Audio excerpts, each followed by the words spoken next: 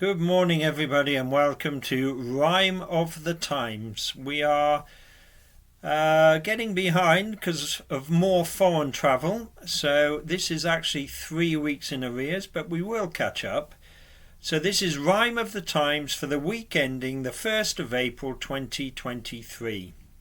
Yousaf's success. Shooting in the US. Germans impressed with Charles' address. The Dutch request, don't come and make a mess. UN does its best to give Ukraine more distress. Trump's going to court. Oh yes.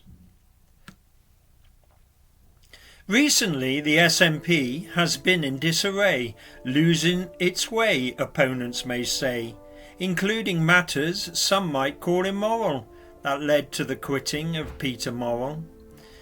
Nicola Sturgeon's spouse and the party CEO decided mid-March it was time for him to go. He wasn't the one who in February denied that SNP membership was on the slide. It was the media chief, Murray Foote, to be clear, who lied about the 30,000 drop in 2 years. But Morrell was the boss, so carried the can and quit his post like an honourable man. The misinformation only came to light during a brutal, hard-fought leadership fight, a fight that had wound up the SNP a lot, and this week it was wound up with an election ballot.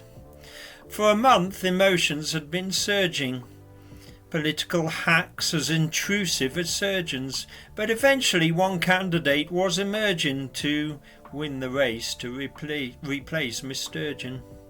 The result on Monday put Humza at the helm, but Yousaf's narrow win had many underwhelmed. Viewed by most as the continuation candidate, when the current regime appears in such a state. And as a practicing Muslim there seems contradiction. Supporting gay marriage must cause confliction. Meanwhile, runner-up Kate Forbes was disparaged for her apparent opposition to gay marriage. More evidence this week of US gun crime, and a tale that's repeated time after time. On Tuesday, Audrey Hale fired 152 rounds from 3 different guns after entering school grounds.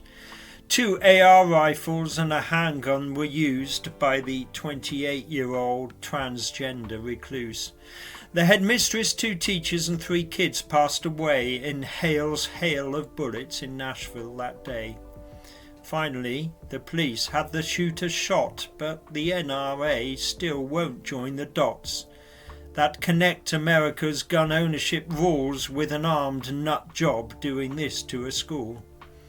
Every day the streets of French cities regress into a more violent, angry, fervent mess.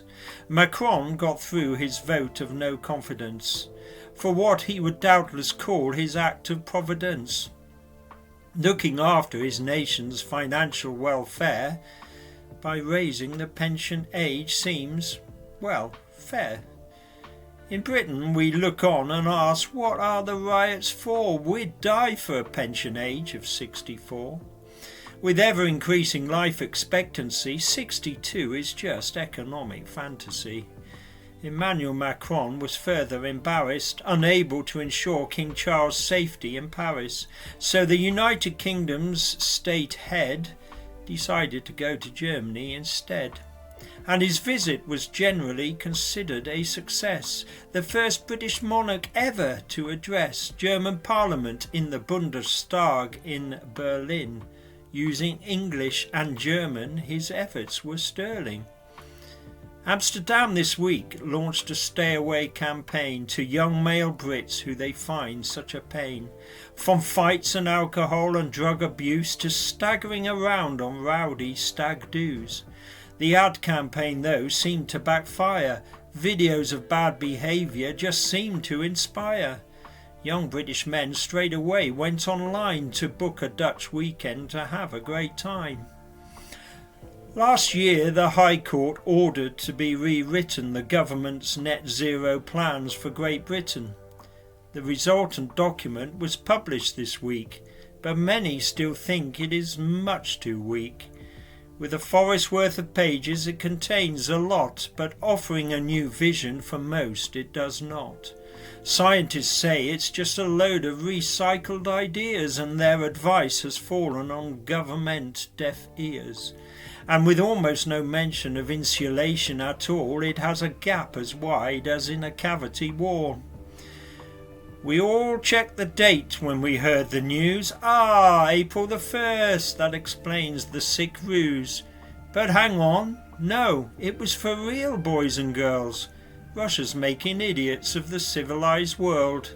Like choosing Ronnie Kray to be London mayor, the UN Security Council made Russia its chair.